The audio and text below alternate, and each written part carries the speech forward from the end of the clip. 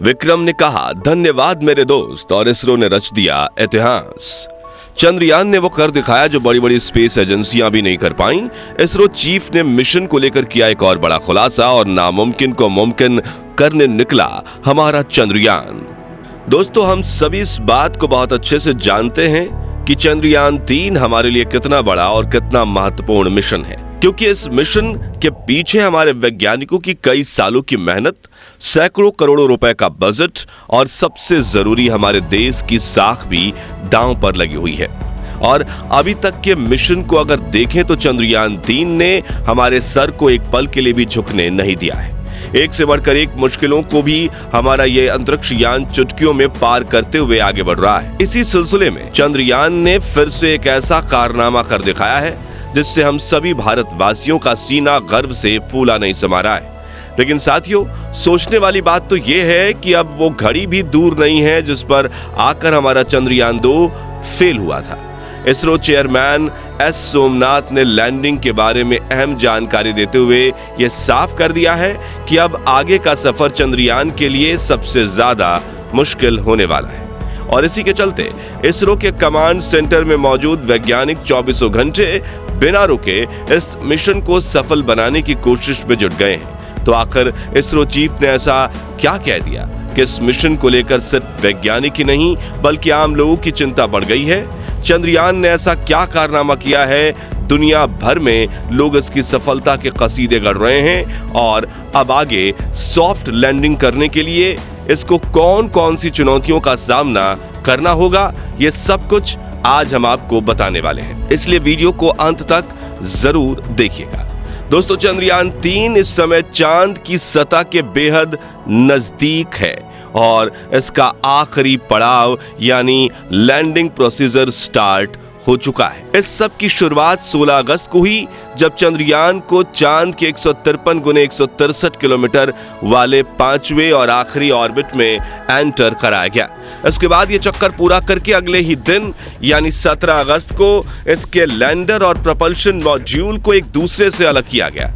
ऐसा करने के लिए वैज्ञानिकों ने चंद्रयान के अंदर एक छोटा सा विस्फोट किया जिससे दोनों हिस्सों को जोड़कर रखने वाला बोल्ट कट गया और स्प्रिंग से मिले एक धक्के की बदौलत लैंडर मॉड्यूल अपने प्रपल्शन मॉड्यूल को पीछे छोड़कर खुद आगे बढ़ गया। इसी दौरान लैंडर मॉड्यूल के प्रपल्शन मॉड्यूल को मैसेज देते हुए कहा कि यहां तक के सफर के लिए शुक्रिया मेरे दोस्त, और इस तरह अलविदा कहकर ये आगे अपने सफर पर निकल गया।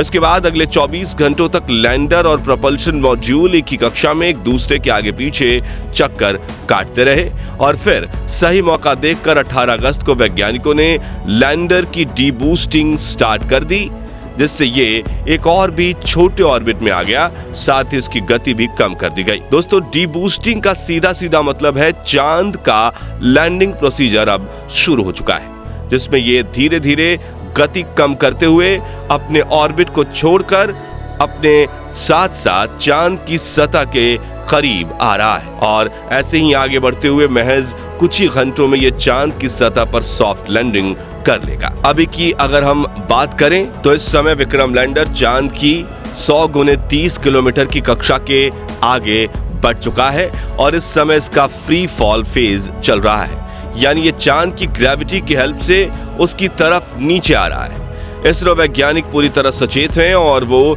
इस पर पल पल नजर रख रहे हैं और खबर भी ले रहे हैं। असल में वैज्ञानिकों को अच्छे से पता है कि चंद्रयान इस समय अपने सबसे क्रिटिकल फेज से गुजर रहा है और इसी को देखते हुए इसके सभी सेंसर्स और इंजन्स अब ऑन कर दिए गए हैं, क्योंकि इम्तिहान की वो घड़ी आ चुकी है जिसका हम पिछले करीब 40 दिनों से इंतजार कर रहे हैं।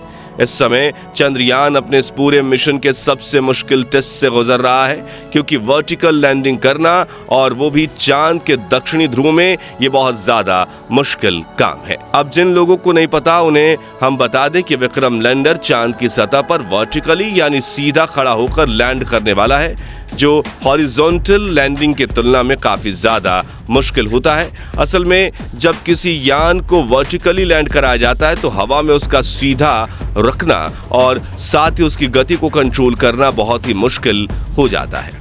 इसका कारण यह है कि वर्टिकली नीचे आते हुए यान की रफ्तार काफी ज्यादा तेज हो जाती है।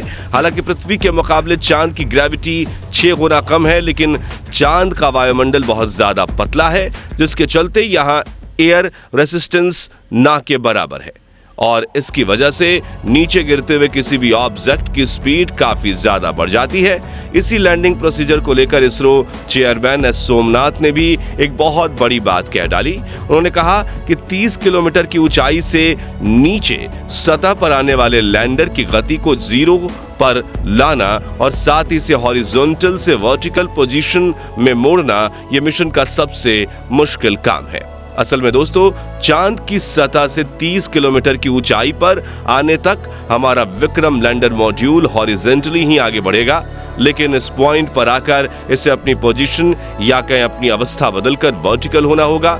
इसके लिए लैंडर में लगे रेट्रो बूस्टर्स को फायर किया जाएगा, लेकिन यह काम काफी ज्यादा कैलकुलेटिव होने वाला है, क्योंकि बूस्टर्स को अगर आवश्यकता के अनुसार जितनी जरूरत है उतनी मात्रा और उतनी देर तक फायर नहीं किया गया तो लैंडर वर्टिकल नहीं हो पाएगा।